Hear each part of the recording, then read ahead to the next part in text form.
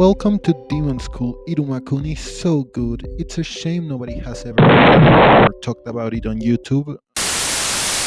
Well, it's probably my favorite isekai manga I've read in recent memory. It does everything a normal isekai manga does, but it does it really well. But what is Iruma about? Welcome to Demon School. Iruma Kun is a manga about a boy who kinda looks like Izuku from My Hero Academia, except not racy, Who the fuck is this black person in my lobby? You better change that skin now! who gets transported into hell because his parents sold his soul to a demon. Hello, it's nice to. And there he starts his new life as the grandson of one of the most powerful demons in the universe. Obviously, because Iruma is a human and not a demon, this comes with complications. For one, he can't use magic unless assisted, and for another, he's like 3 steps away from death at any second, whether that may be via falling to his death, miscasting a spell, or being outed as a human in a world where they're literally seen as cattle. Luckily for him, every demon is kinda dumb and they don't really care about that. And when they do, he gets saved by a breath of air, or he does something that convinces every demon in a 50 billion kilometer radius that he's literally Lucifer 2.0 reincarnated and 20 steps ahead of everyone. Speaking of My Hero Academia, I think this manga is really similar to it. Like, you got the quirky ensemble cast of super talented teenage prodigies with unique quirks and special abilities, and they all like and support each other. Also, there's at least one kid who should be shot or in jail, preferably the former. I do feel Iruma uses its cast much better than My Hero Academia, though. Like, if you asked me what the fucking weird ass owl dude did, I could tell you what he did, but if you asked me what the sugar guy from My Hero did, I'd just look at you weirdly because I'm 90% sure he's not a real character. Iruma's defining trait is his kindness. He's kind of a pushover, to be honest. Even in his super evil, uninhibited fucking evil cycle, which is like a period but for demons, he can't just not be kind to someone. As the story progresses, though, we see him develop into a more greedy person because, well, greed and selfishness are like his defining sins and stuff, and they frame this as him becoming more demon-like.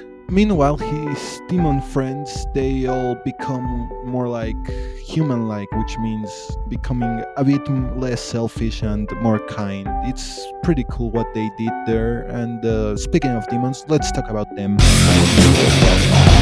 They're depicted as dopamine-addicted assholes who have low attention spans and like bullying the weak. They're also very quirky and stuff, like, you know, like Has-Been Hotel, basically. They're also oddly tolerant about everything, and basically they're your average 12-year-old who's addicted to TikTok. Also, they're based on the Ars Goetia, which, if you don't know what that is, it's basically like an encyclopedia of Aleister Crowley's personas. It's like everywhere in pop culture and media, from Supernatural to Has-Been Hotel. Also, this is a very underrated aspect of the series, but the fact that it doesn't have a terrible romance subplot, it makes it instantly better in my book. It's not like the greatest or anything, but the fact that it doesn't either feel forced or underdeveloped just makes it immediately better than most other shonen and isekai anime.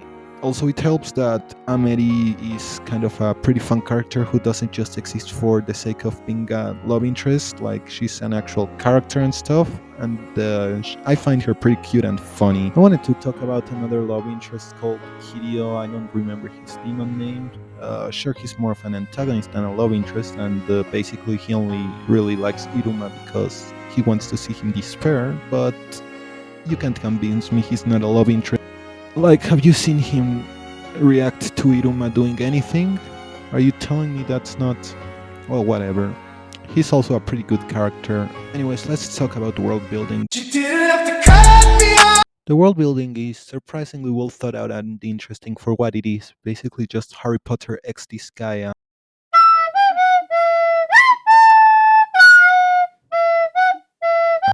From the classes they take in the demon school, which are stuff like magical class, familiar class, you know, your typical magic school classes, and also torture class. Outside the school, that's where my favorite parts of the story lie, like the internal politics on what to do after the super cool Demon King disappeared, their version of Disneyland, which is literally just Disneyland but with slave labor. I think that would never happen in real life, obviously. Only someone as wicked as a demon could think about doing that.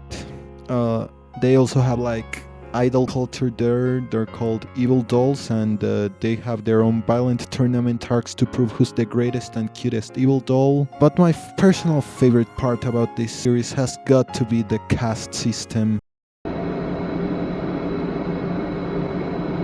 I mean, it's at first presented as your typical anime ranking system, but as you delve deeper, you see how it's actually kind of awful and toxic and should be done away with. Even the bad guys agree, and I think this series does this in a very excellent way, showing how lower ranked demons and the weaker demons are treated by their stronger counterparts. It's just a fantastic story. In conclusion, watch Iruma Kun. It's good for your skin and your heart. Also, is it just me, or am I the only one who thinks the facial expressions everyone does in the manga at least look dumb as fuck? Like, they look like they're looks maxing.